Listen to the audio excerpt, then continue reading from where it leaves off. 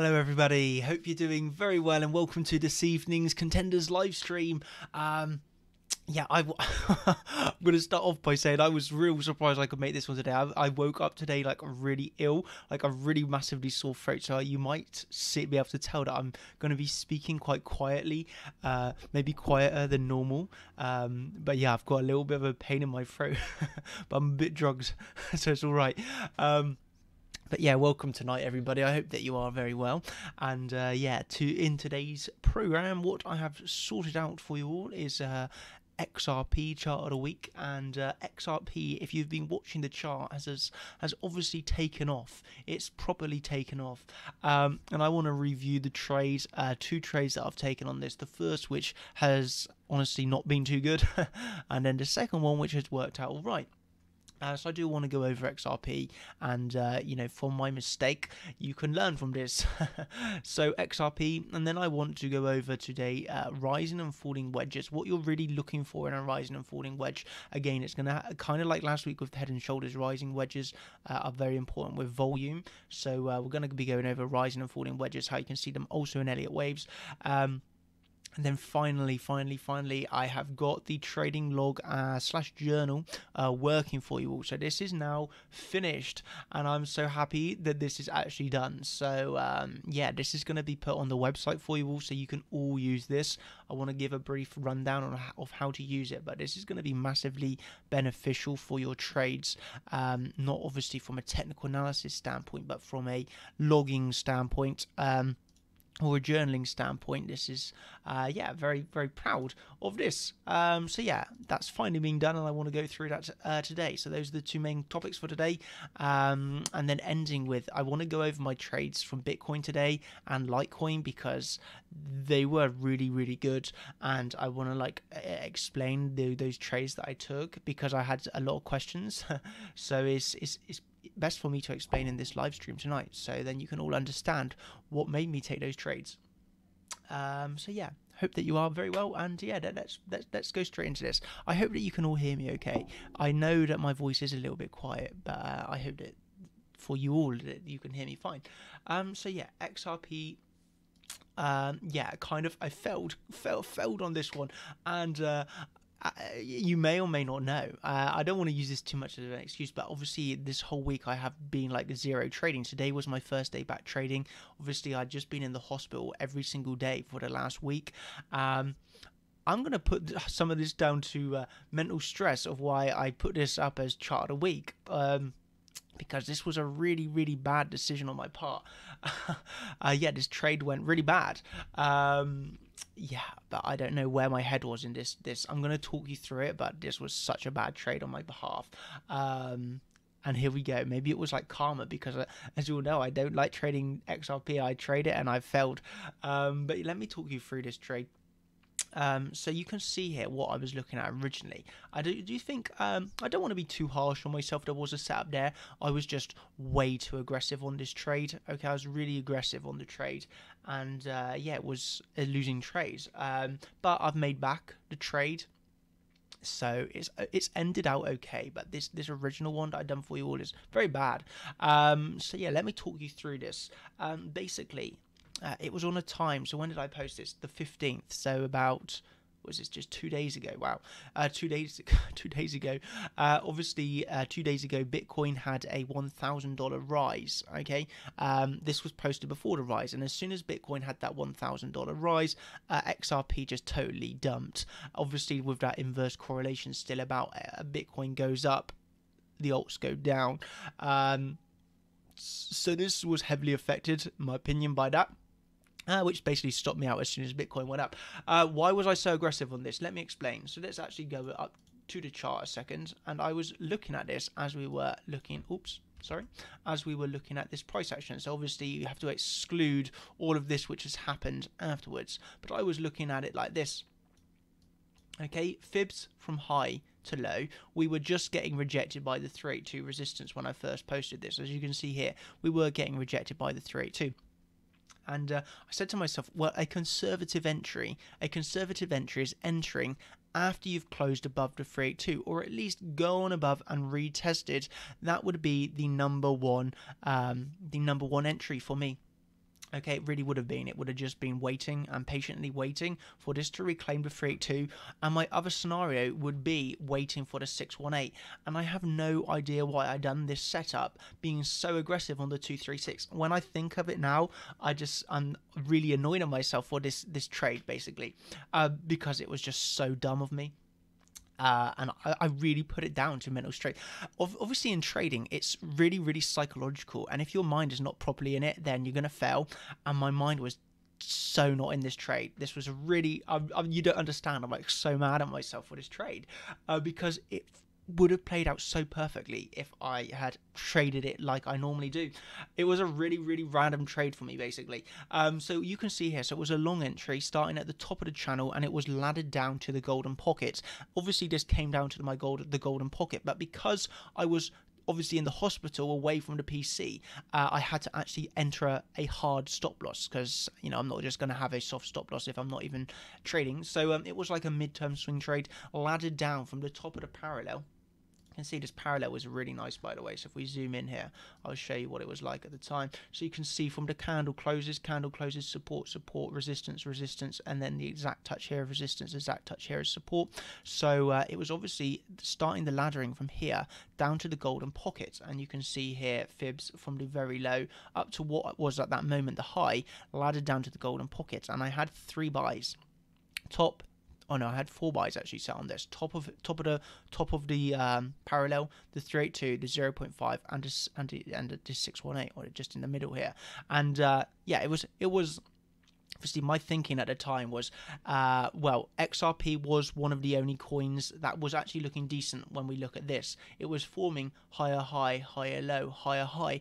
I wanted it to put in a higher low, basically. Okay, put in a higher low and move on for the higher high. It has, in fact, now moved up to target. So it hit target. But unfortunately, I got stopped out of the trade. Okay, I literally got stopped out by the wick. This is so bad by me. I literally had no idea what I was doing. Like, if you look at this setup that I done, I literally got took out on the wick, and this was for me so newbie. Why would I place my stop loss there? I literally have no idea why I placed my stop loss there. It was such a bad decision. Honestly, you can't tell from my expressions now, but I'm so annoyed about this trade. I felt like such a noob. But yeah, basically price had broke. So going back to the setup, let's just clear my head of this trade. So basically going back to it, what I was looking at, okay, so price had broken out of the channel. At this point, we had obviously got rejected by the 382. A conservative entry is obviously waiting for this. A drop down to wherever it could be, but a reclaim, a break up, and a retest and then go. Okay, so that's the conservative entry, just waiting for the 382 to be broken. As you can see here, if you look very closely, this is the 382 line. It was rejection, rejection, rejection. No closes at all above. Okay, no closes above. So the conservative entry was waiting for it to break, and then that would be the long. Okay. But I went for an aggressive entry, obviously laddered down, and it was because we were forming some bullish market structure on a coin that was performing well of the altcoins. I said to my group it was Raven that was performing really well and XRP that was performing really well. I'll do Raven at the end, by the way, because that's actually traded really, really nicely as well. But Raven actually came down to the golden pocket. I'll explain later.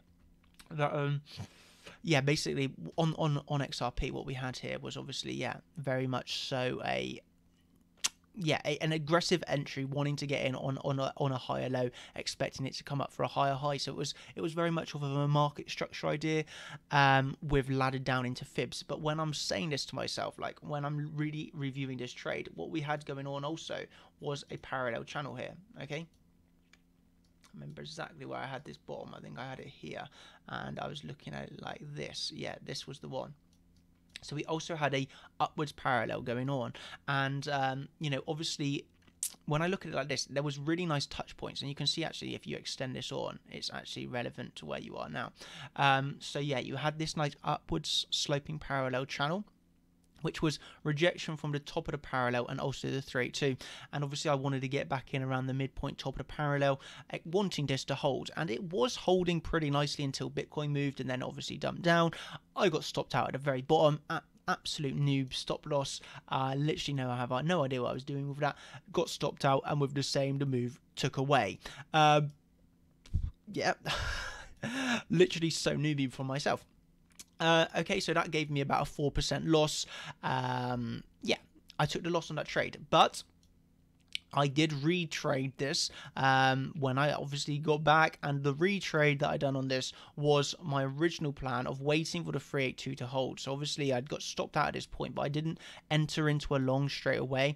Although I could have entered into that long, I wasn't actually at a PC, so I just was like, okay, I've been stopped out. I'll wait. I'll be patient here.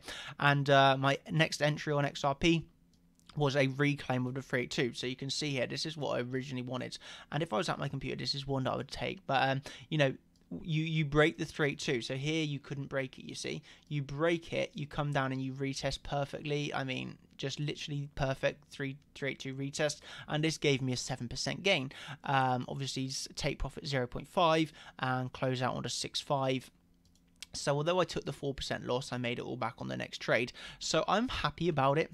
I'm happy about it, how it's gone in the end. But yeah, this original trade really weighed heavy on me because I was really annoyed at myself, because it's just like, what was I thinking? I have no idea with that stop loss placement. But nevertheless, it's worked out okay in the end. But yeah, this was like a pretty interesting chart a week.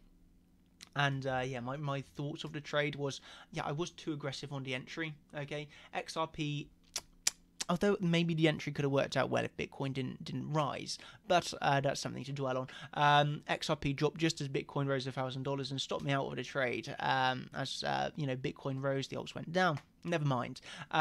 Original poor trade from me.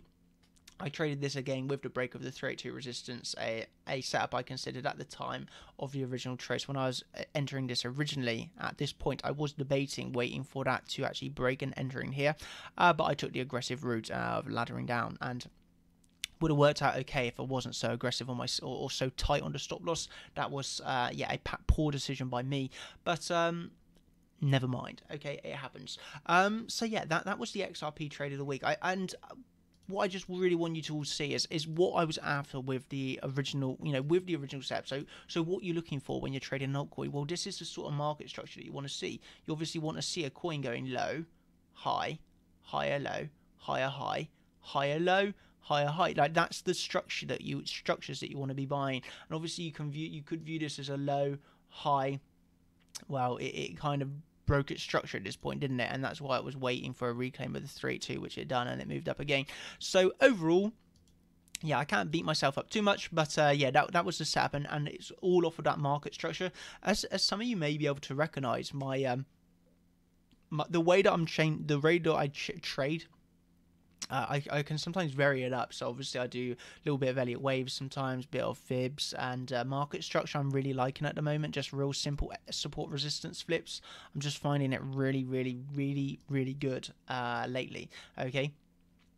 So yeah, that's XRP. So yeah, what I want to move on to the main focus of today is rising wedges, how I'm looking to trade them, and I'll give you some examples of coins that have been in their rising wedges. So yeah, that's the main focus of today, and yeah, let's go into this. So the rising wedge pattern. This is a pattern that you're going to see a lot, and I'll give you the Elliott wave version of this in a minute. But basically, the rising wedge pattern is essentially that you rise up as shown here. You rise up, and the price converges really tight. So obviously you've got your symmetrical triangle, which is normally a continuation pattern. Obviously, it's kind of like similar to a symmetrical triangle, but you're edging up closer, and each follow through is getting smaller and smaller and smaller. So obviously, if you're looking at here's a big move going down. The follow through, once breaking the highs, is really smaller and smaller, and what you're looking for is at least 5 touches on this pattern, and that's 1, 2, 3, 4, 5. Okay, at least 5 touches. Really, 3 on the top, 2 on the bottom, and you'd be looking to short on a rising wedge the third top. Okay, I'll go through some examples in a second, but what you want to see as you're going through the rising wedge pattern, okay, it's really important. Okay, it's really important that you actually see the volume declining. Okay, so like last week on the head and shoulders videos, this one is really important that as you are moving up, okay, as each price makes a higher high here, you want to see the volume going down. Okay, so price is going up, but volume is going down and down and down.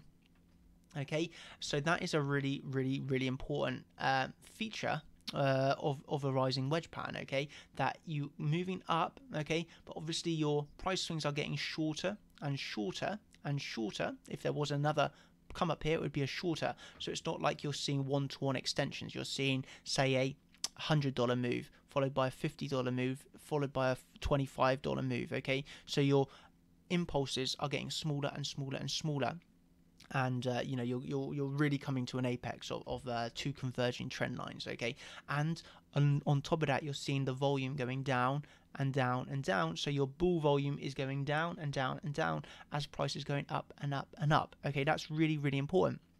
This is really not a too difficult pattern to trade.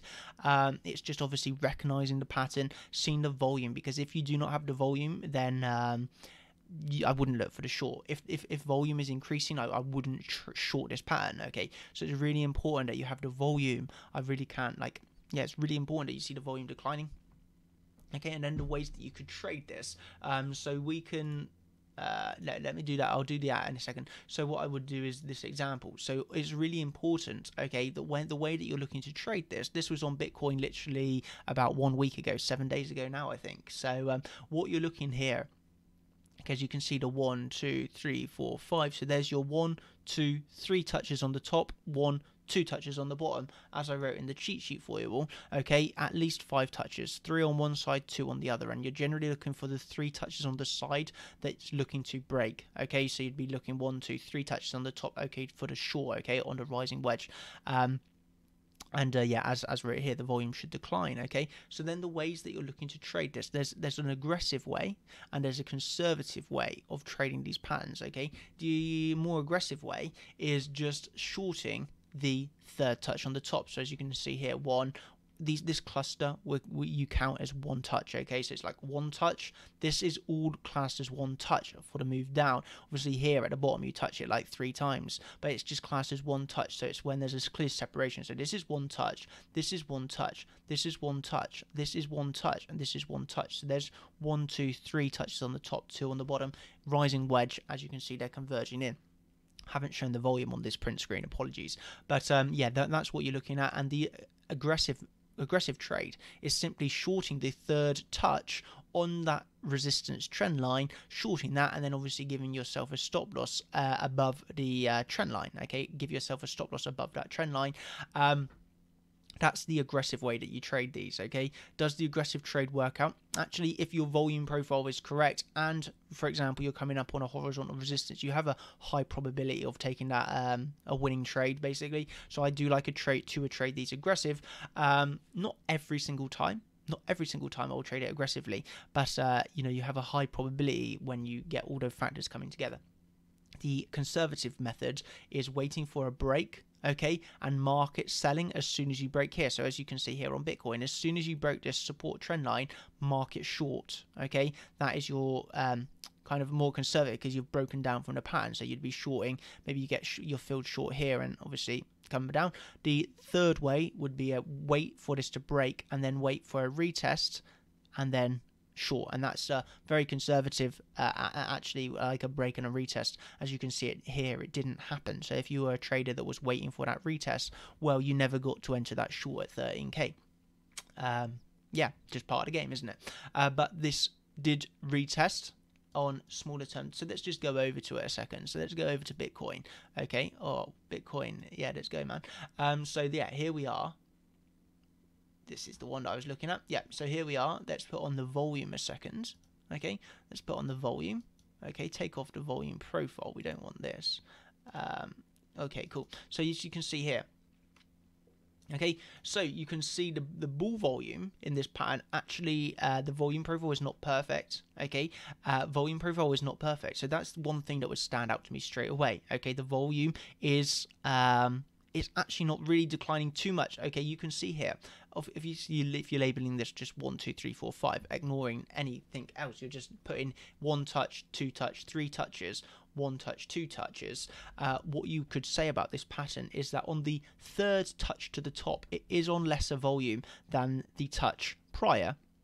Obviously, though, it went low, medium, low. So yeah, the volume profile, I'll just say the volume profile is not perfect, but I didn't short this top one. Okay, so obviously I've put this for the example. I got in on a lower short here. Okay, but nevertheless, yeah, that the volume profile is not perfect, but what you are looking at here is obviously just the 5 touches overall. Okay, and if you have an understanding of Elliott waves, and you would just look at this as some sort of diagonal pattern, although you don't get an overlap, you know, you're just looking at it as 5 waves up. Okay, impulse, finish, correction time. Okay, the way that you get targets for this, okay, the way that you're looking at targets, okay, is you take a Fibonacci.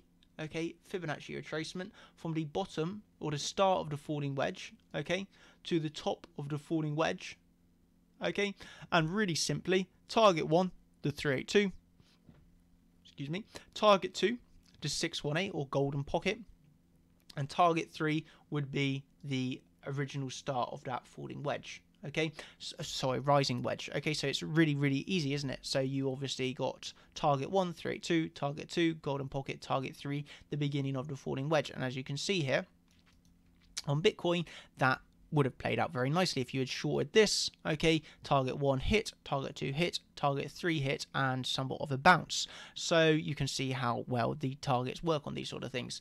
What I would say here, if you zoom in really, really closely, you do yeah, on lower term time frames, the conservative trader, obviously remembering the 3 ways to trade it, the first touch trader here, really aggressive trader, okay, shorting here. The third way of market shorting as it broke down here, you would have took the market short on this candle, obviously it come back, retested the daily, broke down, so that trader would have got temporarily underwater, but overall played out really well. And the third trader, obviously, you know, just trying to get in on a retest. I'm not going to zoom into the 2 minute, but you know, break, retest, short. Okay, so on a lower term time frame, if you're at your computer, you could have gotten on that retest, but it's not the easiest trade to get in on. Okay, so yeah, that's the rising wedge. Yeah, it's not too much of a confusing pattern. It's just what you want to do is be able to identify, okay, when this happens. So what I can do here, except for example, is load up this chart. So this Elliott wave count. Oh, let me before I explain this one, just show you what I mean by rising wedges with Elliott waves. So what you're looking for, I know I haven't done the Elliott wave yet, but this is coming really, really shortly because I feel you're all ready for it now.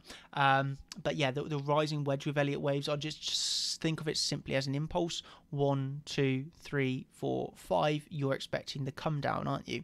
Okay, but with Elliott waves, what this is called is like an ending diagonal, and what you are looking at for 1, 2, 3, 4 overlaps the 1, and as you can see, 3 is generally smaller than wave 1, and wave 5 is smaller than wave 3, so it's shorter, shorter, shorter, volume decreasing, okay, overlaps. This is a really, really good pattern to short, okay, really, really good pattern to short. And what I would add in with this is you could, you know, if you're confident doing this, you can put on a stop loss. If 3 is smaller than 1, you know that 5 has to be shorter than 3, okay? So what you can do is put a stop loss at a 1 to 1 of 3, because if that happened, it would invalidate the Elliott wave count. So yeah, that's one thing that I'd be like noting, okay? And what I wanted to do is just walk you through a few rising wedges that I have in this count, okay? Because I think I have a few. Okay, so you have like a rising wedge here within one. So obviously what I got on this count is, well, here's one rising wedge, isn't it? So it's like 1, 2, 3, 4, 5. Okay, where you're looking for targets. Okay, obviously you wouldn't have hit bottom target on this, but obviously you would have hit your take profit 1, 382, take profit 2, 618, never hit the bottom target, and that's why you have a few different targets. Okay, so it's like you see the price coming up, go 1, 2, 3, 4, 5, and short on your third target or short the breakdown, and then you target the 382, 618 bottom. Okay, so there's one example for you all. And then obviously within the larger rising wedge, which is the one we just went through, what else? Let's see what I've got. Yeah, so here is a falling wedge. Well, let me do the falling wedge slide first. I might as well. So falling wedge, it's exactly the same. No surprise, it's exactly the same as the rising wedge, but obviously just inverted. Okay, so your rising wedge you're obviously looking for upwards movement. On the falling wedge, you'd be looking for the declining bear volume. So of the rising wedge, you want to see the bull volume going down, and on the falling wedge here, you want to see the bear volume going down and down and down. Okay, so as you progress through this, you want the sell-off to become smaller and smaller and smaller, and again, wave 1 or wave 3 to be smaller than this, and wave 5 to be smaller than this. So it's like getting smaller and smaller into your apex, volume going down. Okay, and then again, you're looking for the breakup, and you're looking for the 382. Okay, fibs from the top, start of the pattern down to the bottom, target the 382, target the 618, target the top of the falling wedge. Okay, I love these patterns, by the way. I trade them quite a lot, so I really love them. They're not hard, and they're really effective. So I love them. I really love them. Okay, and so yeah, that's the way that you look for your targets. And I'll generally will do the aggressive entry, which is obviously entering on the third touch at the bottom here. Okay, but you know, sometimes you don't always take the aggressive entry. It kind of depends, but I would always trade the breakup. Okay, breakup, and if you ever got the retest, that's just like perfect. Doesn't always happen the retest though, but yeah, I will generally take the aggressive trade, which would be at the third touch here. But you know, you can't go wrong with waiting for it to break the resistance trend line and entering on the resistance trend line break. So coming back to this example, as you can see here, okay, there's one touch. This isn't lined up exactly, but you know, it's kind of not exactly textbook, is it? You don't have to get, you know, the exact touch, but I would still class this as a touch nevertheless. So 1, 2, 3, 4, 5. Okay, so smaller, okay, so there's your number 1, and then what, 3 is smaller, 5 is smaller, okay, and then you break up. And where are you targeting? Obviously you are looking at from the start to the bottom, 382, 618, the top of the move. Okay, obviously this one moves up a hell of a lot more, but you know, you would have still got in your long at the bottom. Okay, closed out at the top, and maybe you could have entered a new position as it broke up 950 here on this consolidation break up again. So yeah, that's what you're looking at for the falling wedges. And I got a really nice example of one here on Bitcoin somewhere. Oh, so here's a rising wedge. As you can see, I do enjoy these patterns. They're not overly hard. So you see here 1, and then 3 is smaller than 1, 5 is smaller than 3, so it's getting really compacted. Okay, and what is nice, like when you see things like this, well, there's like you know, a confluence of horizontals, for example. What I didn't mention. Okay, so this is really important that I mention this. Okay, what you do like to see is bearish divergences on this as well. Okay, so as price is making higher high in this section, you do want to see bearish divergences, or you'd like to see bearish divergences. Okay, so you want to see the RSI not making higher highs, so you want to see the RSI moving down as the price goes up, and there you've got bearish divergences, which is nice to see on a rising or falling wedge. Obviously on a falling wedge you want to see bullish divergences, and on a rising wedge you want to see bearish divergences. Oh, look at Bitcoin go, this is beautiful. As you all know, I nailed the Bitcoin move. I literally got in at the bottom of this move. I'm just like so happy about this. But yeah, there we go. But yeah, that there's a rising wedge. Okay, and then obviously Bitcoin's really big falling wedge that broke up was way back here. Okay, so then obviously for the falling wedge example, you've obviously got here. Okay, so like counting the touches, 1 touch, well, here we go up for kind of 2, you know, whether you count this as a 3, 4, 5, well, obviously let's count this properly. Okay, so this is one where you had a little bit more than 5 touches. It's not a requirement, it's 5, by the way, so you can see more. I would say there's 1 touch. Okay, here is our second touch. Okay, 1 touch, 2 touch. I would still count this as 3 that you don't hear exactly. There's 4. There's our 5th touch. This is 6th touch. This is 7th touch. And then this is the break after 8 touches. So it doesn't have to be 5 touches. Okay, you can see here that you get quite a few more touches than just a simple 5 touches, but nevertheless you could have still had aggressive entries. Okay, aggressive entries would have actually been entry on this. Okay, so if you had entered on this touch here, obviously you'd have seen a slight profit, rejection from the resistance trend line, come back down. I don't think you would have had such tight stops to be stopped on that wick. So you know, you could have made a successful entry here, or just waiting for that to break, okay, and taking your entry as soon as you break up from here. So you start closing outside, okay. Oof, this would have been a bit of a fake out, so obviously you would have wanted to make sure you had your trend lines drew exactly, because this has not been annotated exact.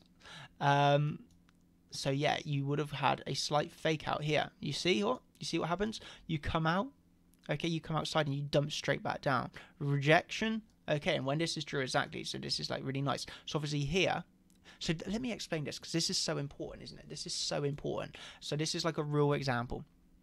Okay, so the really aggressive trader, okay, they would take this entry here. Okay, let's say they're aiming all the way up to the start of the falling wedge. Okay, they're aiming all the way there for a 22% gain. Stop loss, well, you have to be looking horizontally, or maybe we can just place under this wicked area. Okay, so we're looking here at this wicked area. Seems like a decent place for a stop loss. A 3% loss for a 22% gain, giving a 7-to-1 risk to reward ratio. Really nice, isn't it? So sometimes aggressive trading is nice, but the aggressive trader entered there. Well, yeah, they hit targets. Okay, but so way number one of trading it, okay, getting in on this touch after you've seen 1, 2, 3 touches, getting in aggressively there. Okay, the second way of trading it would have been buying. Okay, would have been buying as you break out from here. Okay, again, it's going for the same 22% whatever target. Okay, stop loss though is going to be, yeah, it's going to be I would say your stop loss in this example, you would have actually had your stop loss really back inside here.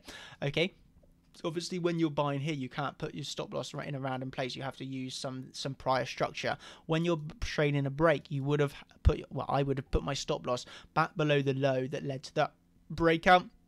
So this would have been a sensible stop loss, okay, in this sort of example, and you can see it like a 10R, whatever it gave. But yeah, you would have then got stopped out of this trade as it broke back down, okay.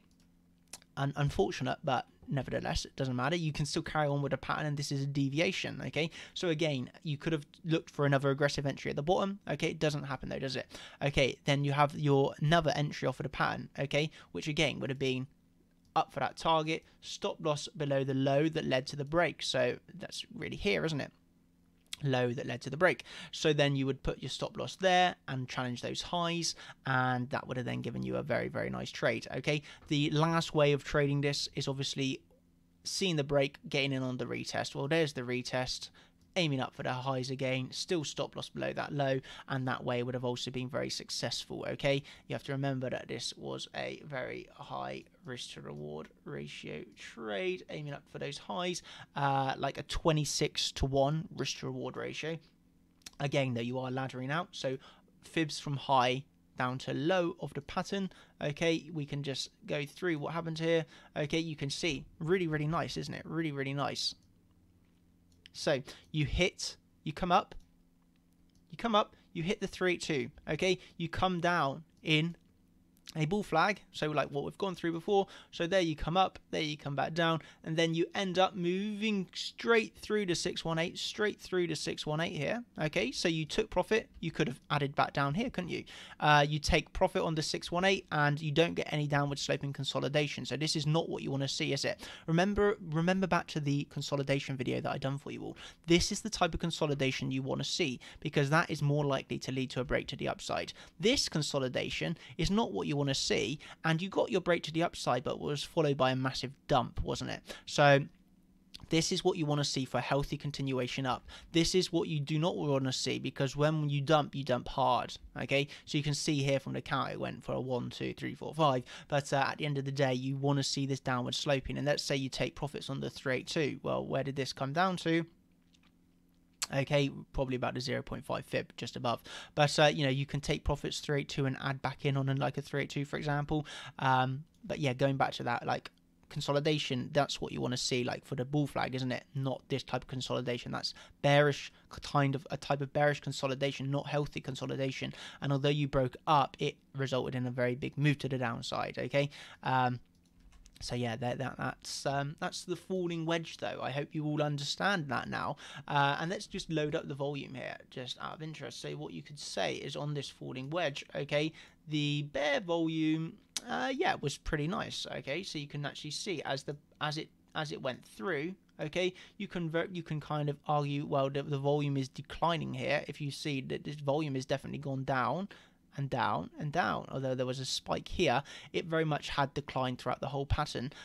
So it was like a, yeah, pretty nice, wasn't it? So that is a falling wedge. Okay, so I hope you now all understand how to trade that falling wedge pattern.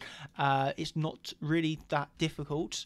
It's just watching out for the signs, knowing how to trade it, and really, volume is quite important. For example, if we had seen bear volume getting bigger and bigger and bigger and bigger, so if we load up the volume, if we had saw something like this, okay, bear volume here, and then the bars were getting higher and higher, and higher and higher and higher, well, that would not be looking to long down here, because it shows you that the bears are still in control of the market. Okay, so what we were liked about this is, it's getting smaller, isn't it? It's getting smaller. So if you see a falling wedge and the bear volume is getting bigger and bigger and bigger, well, don't take the short, or don't take the long, apologies.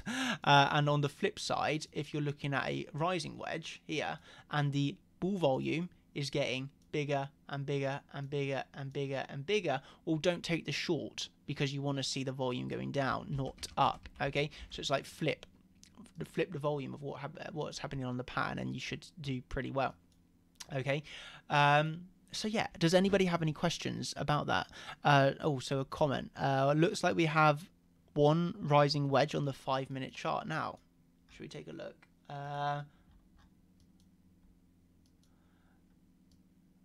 So yeah, you do have like a slight rising wedge here, don't you?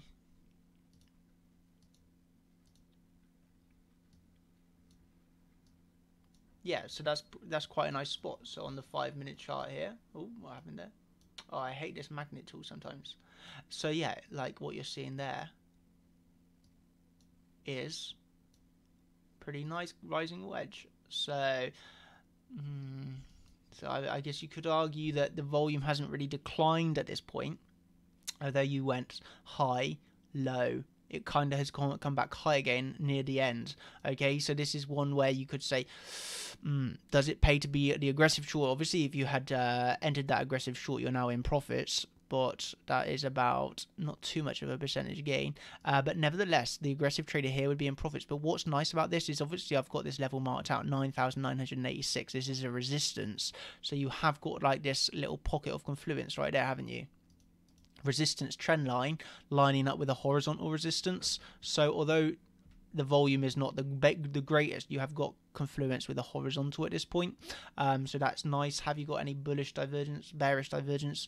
So yes, you have. Okay, so you have got the bearish divergences of RSI going down and down and down as prices going up and up and up. So you've got like a confluence there for the short. Okay, so obviously the aggressive trader is going to do something like this. Okay, look to short that third touch, and they would have literally shorted the top of this one. Stops maybe above this horizontal. I'm not sure where I've targeted on this horizontal, but and then stops like this again. Fibs from low to high. Target the 382, although this is still inside the pan. 382, 618, bottom of the bottom of that rising wedge. Okay, so that's a nice spot. Okay, the conservative trader it still would be looking to short this, but a breakdown here, okay, a breakdown stops back inside the pattern. Really, if you're doing that breakdown trade, you're gonna have to be shorting the for a take profit of 618 and the bottom, because you're shorting at the 382 level. It doesn't make sense. Okay, so yeah, nice spot, by the way. I like it. Yeah, so that has left me with the rising and falling wedges. If you have any questions at all, please ask. Can you show how you mark the trend lines for falling / rising wedges? So yeah, like what you're looking for here. So it's quite nice. So it's not overly difficult. So what you're looking for, you can see here, like visually, you want to be able to visualize it first. You can see the price action is narrowing, isn't it? It's kind of converging in on each other. So what you're going to do is you're just going to use a trend line. Okay, so just use a standard trend line and connect the highs. Okay, doesn't have to be exact. Okay, you can sometimes see wicks through. It doesn't have to be an exact, but you want to see a trend line resistance and at the same time see a trend line support. Okay, something like this. Again, it's not exactly perfect, but more or less it's fine. If you're going through slightly on a wick, or you could just move this out slightly, you know, it's looking fine. So it's like hard to say how do you mark the trend lines. It is just kind of you want to take the trend line across the resistances and across the supports. Okay, and here obviously what I'd be looking at is this point here, just connecting a trend line against them. Okay, and you're looking for converging price action. Okay, converging price action. What was one that I done recently for another example? FET, I think, was the one. I can't remember, was this on FET? But basically it's like this, you see. So I can't remember now, was it on FET? So you're looking for like trend lines that are coming down like so. Okay, so you can see here it's coming down, doesn't quite hit the bottom here, but you know, you're just kind of looking for trend lines that come down into each other where you are forced to an apex. Okay, it doesn't always break up like this. You can sometimes break down and then you lose the trade. It doesn't matter, you don't win every one, but basically you're looking for a trend line that can connect two lows and at least two highs, and those two trend lines have to be converging in on each other until you reach the apex. And then remember, targets top of the pattern to the bottom of the pattern. Look at how well it traded, targeting the 382, targeting the 618, targeting the top. You don't hit top target, but you hit target 1, you hit target 2. Pretty nice, isn't it? So yeah, I hope that has explained that. Is that a bull flag on FET? Oh, you mean on like a 5-minute chart? Yeah, it's pretty nice. Yeah, it's pretty nice. Yeah, I'm not gonna lie, it's pretty nice.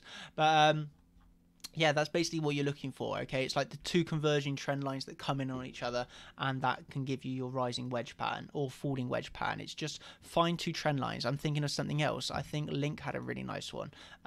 So you see here on Link, okay, see here on Link, you obviously start converging in, and you break, and on this one you actually kind of got you're trying to go for the retest. Okay, but it's like you want to see the two trend lines converging in, okay, converging, and then when you get, you know, converge to the nearer the end of the apex, your risk is obviously getting smaller and smaller. And at the same time, don't always just look at the pattern and ignore horizontals, because you could have viewed this old resistance flip to support, touch, okay, add in fibs, for example. Okay, golden pocket, horizontals, break up. Okay, you've seen confluence at this point, aren't you? And that is like a 26% move. But yeah, you know, that's what you're looking for the falling wedges or rising wedges. Okay, converging price action with two trend lines. Connect the lows on the trend lines. Okay, connect the lows, touch 1, touch 2, touch 1, touch 2, touch 3, you know, connect the highs, connect the lows. Is it converging down? If it is, then you can go for a falling wedge / rising wedge. Make sure you look at the volume as well, because that's going to be important. Yeah, that volume is crazy low. But yeah, that's exactly what you're looking for. So again, if you have any questions, please ask, and I will fully explain that to you more if that needs to be done. Oh God, this is pretty nice. So okay, so I hope that has explained the rising and falling wedges for you all. Again, if you have any questions, just write and I'll explain it in this chat. So this is one that I'm really happy about. The trade journal is finally done. I had someone working on this for me, so I'm not going to take credit for it. But yeah, I had someone working on it, and they done such a good job. I'm really happy with it. And why is the trade journal so important? Okay, if you are wanting to be a professional trader or just a trader, okay, it's really important that you are actually logging your trades. It's all well and good taking trades, but I really feel that if you're not logging, then you're not holding yourself accountable, and you can not learn from your mistakes, essentially. Okay, so if you truly want to improve as a trader, logging all trades is a must. Okay, it's very time consuming, but you're gonna learn from this. Okay. just like I put here, okay, if you go on a loss, instead of just thinking, oh, I lost that trade, moving on to another one, okay, it's too easy to lose a trade and then open another trade straight away. What you want to do is lose a trade, for example, and write about that trade, why you've lost it, go back and review what could have you done differently, you know, etc, etc, etc. Learn from your mistakes. Oh, shut up, Siri. And then on the flip side, okay, if you go on a winning streak, make sure you're implementing those certain things that you've done well into a trading strategy, okay? So this is the trading log. I will upload this all onto Discord for you all. I'll post it in your chats or on the website even. So yeah, that will be there. Okay, but what you're looking at is the trade log. Okay, that's going to be the main section. Okay, so it's really, really, really simple. I just want to give you a quick 2-minute rundown of this. It's kind of self-explanatory. There are formulas in here, so you don't have to really touch most things. You can see that there's like formulas written. It's going to automatically update wins and losses, all the returns, all of this is all automatic. Okay, the only thing that you need to do is type in how much money you have in your account. So let's say in this example you have like a 10 grand account. Okay, type in 10 grand. Okay, trade what you're wanting to trade. So let's say you're looking to trade ETH USD. Okay, and let's just use this random example. So let's say we have 10,000 in the account. Okay, you don't need to change anything here. We are trading ETH USD, or let's just say Litecoin USD, because that's what I traded today. So you're looking to trade Litecoin USD. Let's say that we are entering into a long position. Okay, we are entering, let's just make it simple, on $100. Okay, our stop loss is going to be $75. Okay, target is going to be $200. Okay, it's going to tell us if we have an a $10,000 account, to keep ourselves with a 2% risk, the entry obviously it needs to be $800. Okay, if we made this stop loss smaller to, let's say, $95, so a $5 stop loss, then obviously our position can be $4,000. Okay, so then we can say here, it's going to do all the calculations automatically for you. It's so nice. So we're going to enter this position with $4,000. If we lose, we know we're only going to lose 2% of our account risk. Okay, so we're going to enter $4,000 here. Okay, time frame, let's say we're in from the 4-hour time frame. Trade snap, that just means you're going to come across to here. Okay, you're going to click on the trade snap here. You're going to copy the URL. You're going to come over here and you're going to paste it here, and then when you come back to review this trade in a week or month, whenever you come back to review, you can see what you were looking at in that time with an actual picture. Okay, so then exited, let's say the trade went, okay, you can actually let me just temporarily remove this. We can say, you know, what were we trading? We were trading from 618 fib.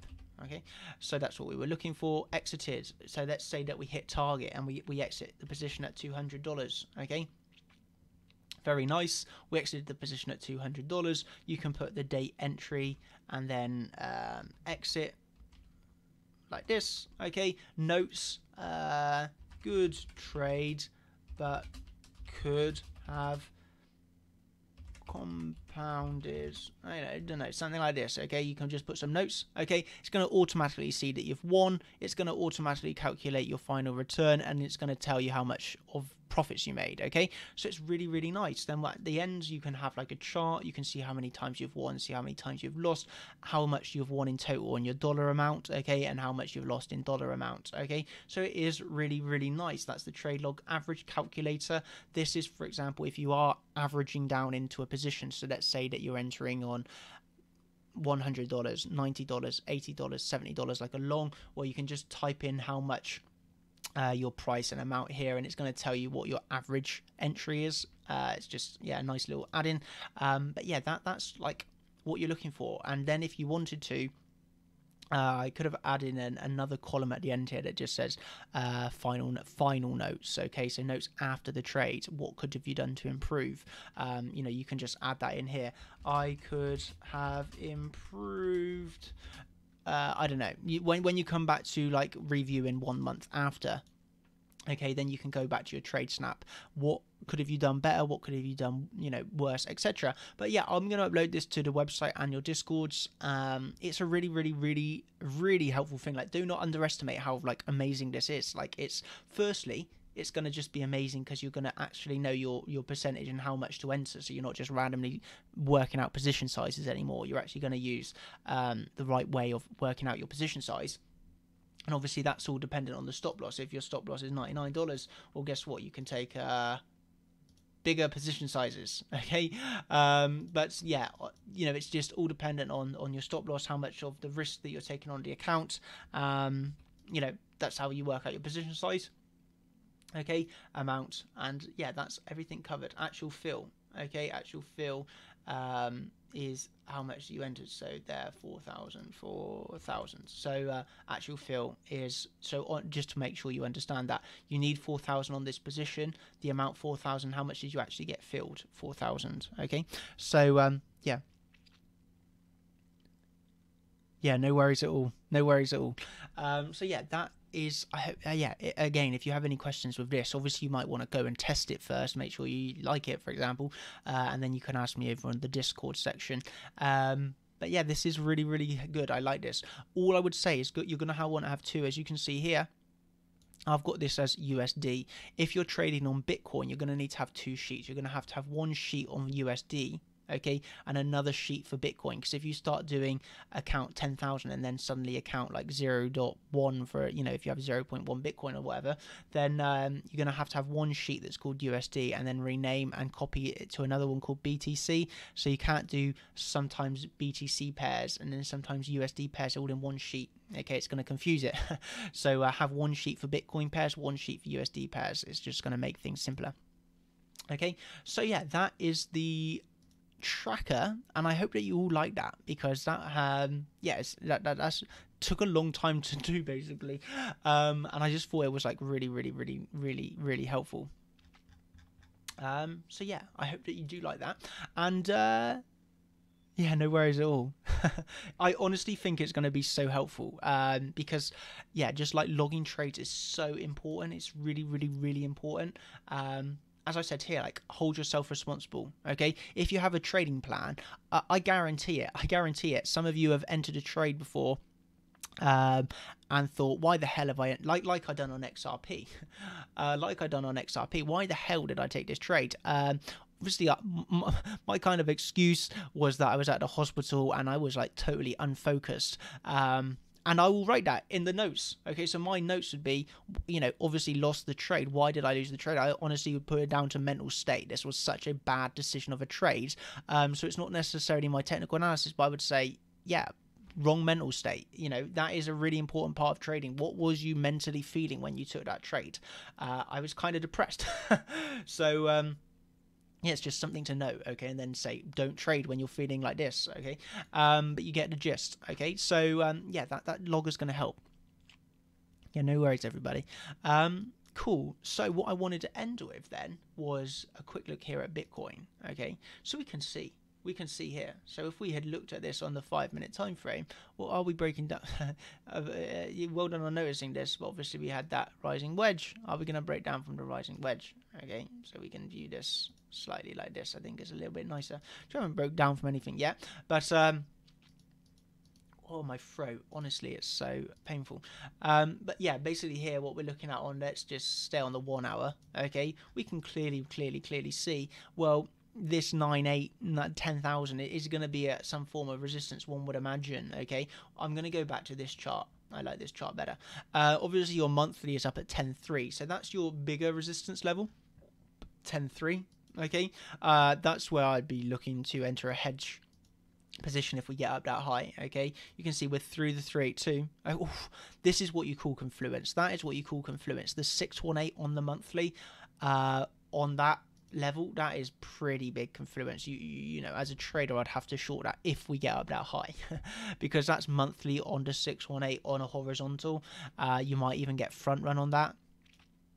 But that's a pretty big confluence, isn't it? 10.3. So you'd have to be aware of that if you get up that high. But this is all stemming. So my entry was really nice off of this daily. I had a lot of questions today about the daily order block. So let me explain this for you all. Okay. So what is an order block? As you can see here, it was this red candle that led to a breakup. So the red candle that led to a breakup. So this is our daily order block, okay? What I done here was I then divided it into subsections. 0, the 25% of this, 50% of this, 75%, and the bottom. Okay, where do you look to trade the order block? Really, you want to get aggressive on the 0.5. As I said yesterday, while price was up here, I said, well, I'm going to wait for this to come down. I'm not buying here. I'm going to wait for it to come down. And my aggressive entry is the 0.5. Okay, laddered down, but my heavy big buys were on the 0.5. And this has turned into an absolute amazing trade, literally getting in on the very bottom. And what a reaction. That is like made my week on trading. And it was really, really simple setup. It was pretty simple. Okay, simply a daily order block, 0.5 of that daily order block, heavy buys, and look at the reaction that it's obviously got from there. Kind of coming down at this moment in time, slightly getting rejected, coming down now almost over $140. But obviously you can see here like where you are running. Obviously prior to this, you have this whole section here as resistance, so you are now coming into that. So no real surprise that you're getting at least an initial rejection from that. But yeah, that was pretty nice, that order block, and I know that I had a lot of questions today about it, so that's what I was basically looking at. I'm just looking at the red candle that led to a break up. Okay, so that's our bullish order block. When you come down and retest this order block, you expect it to hold and get a bounce.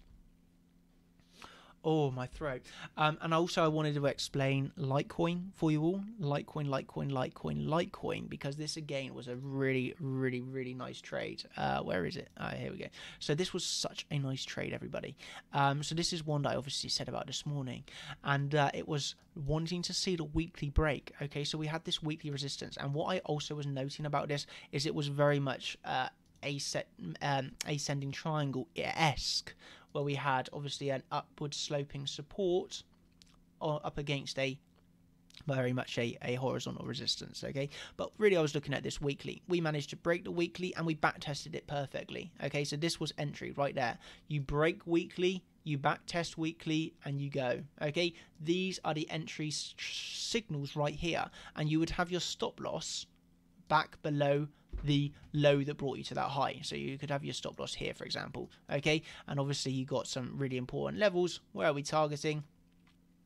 You got that monthly, haven't you? So obviously it gives about 7.5, pretty nice entry. In the end you get a little bit above, but guess what, you're now back testing the monthly. But yeah, that was Litecoin, just off of a simple SR flip, giving pretty amazing day trade returns. So yeah, can you program an order block template on TradingView just to streamline your entries? I'm not sure what you mean. Can I program an order block template? So I guess like, no, I don't really think you can do anything automatically. All I would do, for example, is say, oh, like here's an order block, and then split it up. So the way that I do this is template.25. Okay, so if that's what you mean, yeah. So you just set a template.25, and you can see what I got here: 0.25, 0.5, 0.75, and then you would add that as a template.25 template, and then you could just quickly apply your templates. You know what I mean? So yeah, you can do that. You can do that to make your templates really quick for doing like the 0.5s of it. But yeah, this Litecoin entry was just simply that weekly. Okay. Weekly, broken, flipped, gone. Okay, you can see that you go for this order block. But yeah, then obviously that moved up, you move up, and now you are, if you want to still, this is the thing, obviously now you're up in 2 days 20% on Litecoin. So you're going to reach a point where you might not hold the back tests of these levels, because you don't just keep going up and up and up and up. You're going to get a heavier correction at some point, and I think this is going to be dependent on how Bitcoin goes over the coming minutes. See if we break down from that falling wedge. Yeah, no worries, Steve. No worries.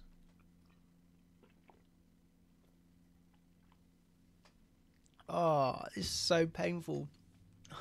I'm going to the hospital myself next Wednesday. So I'm hoping to be back in time. I am hoping to be back in time. I'm pretty sure I should be. Got a hospital appointment for my throat at 4:30, so I should be back in time for the stream. Obviously at 7:30, but yeah, I've got like a real big problem with my throat at the moment. Would that be classed as consolidation under resistance and taken as a bullish signal? What you on about? Litecoin? Are you on about Litecoin? Yeah, like this, I'm not sure if you're on about this here or this here, but yeah, like this here, when you start forming like obviously I was looking at it asymmetrical triangle esque, you know, when you start forming this underneath resistance, well, yeah, you would have to imagine you're going to break up because you're forming higher low, higher low, higher low on a flat resistance just above, but just below resistance. Well, most likely you would imagine that break up, wouldn't you? But I didn't take an aggressive entry here, okay? I was pretty patient on this, literally waited for the weekly to break and got in on the back test.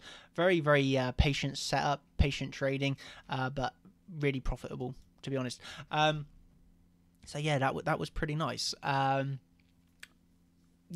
that was probably one of my best setups I took today on that coin, to be honest. I was very, very pleased with that. Another one that I flipped for like 1% that was really nice was Ontology, and this was Monday Open. Okay, so this was really, really funny one. So there was a resistance of Monday's Open. We broke Monday's Open. We back tested Monday's Open, and I just closed at the top of the wick again. And this is like 2% trade. This is literally like really small gains, but yeah, they're just like little funny gains like this. But I love doing these SR flips.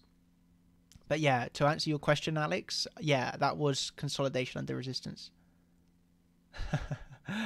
I don't know. I never ever had problems with my throat before I started doing live streams, like honestly. And then I started doing them, and then obviously I had some people message me and like helping me out, saying, "Oh, maybe you got like vocal nodes or something like this." And so I was like got scared, and I like booked a hospital appointment. So I got this on Wednesday. I have no idea, but I just got such bad throats recently. It's really, really painful, by the way. It's really painful. But yeah, hopefully I'll get that sorted next week, and then it will be good.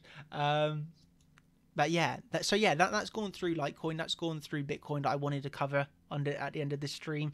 Obviously, I've now discussed rising and falling wedges, so I hope that you all fully understand how to trade rising and falling wedges. What you're looking for at least the 5 touches. You're looking for obviously the volume to be opposite. If you're going up, you want to see volume decline, and if your bear volume decline, and obviously if you're going down, you want to see the bear volume decline.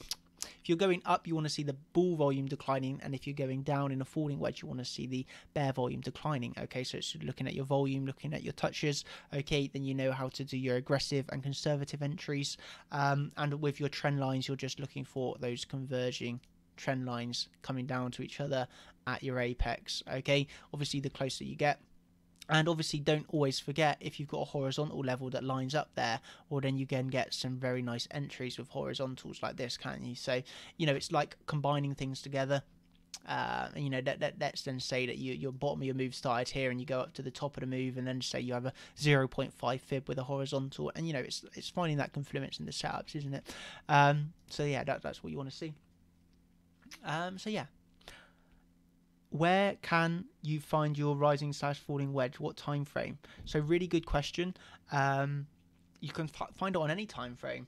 Okay, so like we went over here on Bitcoin, there's a 5-minute rising wedge. Okay, there's your 5-minute rising wedge. And obviously if you go back out to the daily on Bitcoin, well, there's your daily falling wedge. Okay, so they can be found on any time frame, but the higher the time frame, the more likely it is to play out. So this was a daily time frame falling wedge. So the probabilities of this trading out is like, yeah, really, really high. I can't give you an exact percentage, but let's just say that the probability of this trading out is 80% high. Whereas that 5-minute rising wedge that we just identified, the probabilities, let's say, are 20%. So there's a lot higher probability for it to trade out on a higher term time frame, because you've got more people watching the pattern, and you can just see how perfectly this one traded out. And then where did you even retrace to? Here you retrace to in the end 618. Look, that is perfect, man. That's perfect. So obviously high to low, you target the top of the falling wedge, and then you get rejected from the top of the falling wedge, you come back down, fibs from low to high, you come to the 618, and you take off again massively. I love trading. Get some short sits available from pharmacy. Oh, thank you.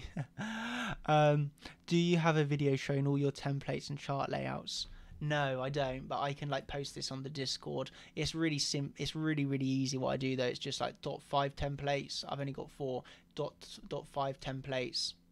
And obviously the other templates are all exactly the same pretty much, but I've got this extension one which just pause the screen and then add in these fibs, and the other one that I've got is the negative one. Okay, again, pause the screen and take a note of those fibs, but they're there. And then obviously on my standard is just standard, just your standard fibs as seen here. So yeah, there you go. Yeah, so if nobody has any more questions, I'm going to call it a night and give my throat some rest.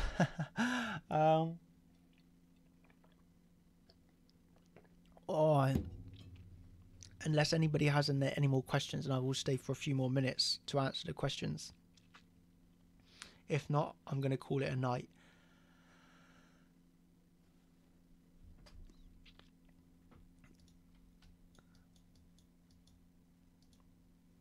But yeah, I like this price action, and there's the Elliott wave count, by the way. You can look back through this. So I'll put this out to the 8 hour. So WXYXZ 1 2 3 4 5 potentially.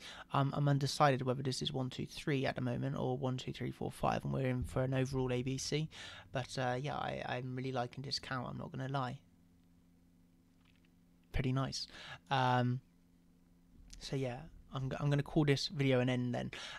So yeah, thank you so much everybody for joining me today. Obviously, yeah, today was my first day back. So after taking that week off, today was my first day back. And all I'm saying is what a day to come back on. And I literally nailed the trades on my first day back. So that was pretty nice. Thai rosettes. Thank you. Are we to get a bounce at the monthly resistance on BTC or the weekly resistance? I mean, if we get up that high, I would expect a rejection, yeah. So yeah, I'd be looking at 10.3. Obviously, there's one or two things that's gonna. Well, you got a few. If you break down from here, then we can come down and retest some of these levels. Okay. Otherwise, yeah, one would expect a rejection here. Okay. Your alternative is that you do not get rejected and you flip it into support. Okay, so that's what you're looking for. You don't really want to blindly take it. Wait for this, wait for the touch, and then wait for the consolidation. Then do you break down from that consolidation, or do you actually break up through? Like, that's the way you want to trade. You don't want to really blindly, sometimes just trade these levels. Wait for actually confirmation. Trade it if it breaks down, or long it if it breaks up. Like, you don't always have to just randomly place bids for like in anticipation of something. Just wait for a little bit of confirmation. It will help you so much. Like this 5-minute pattern doesn't have to play out. You just got the horizontal levels, but obviously so many people were turning bearish down at this level where I was buying, and all these people that were shorting at the bottom here like get squeezed, and that's how you get like a nice move up on like a short squeeze. People are dumb when they start shorting these levels down here, in my opinion. So it's nice to take that money. Yeah, no worries, everyone.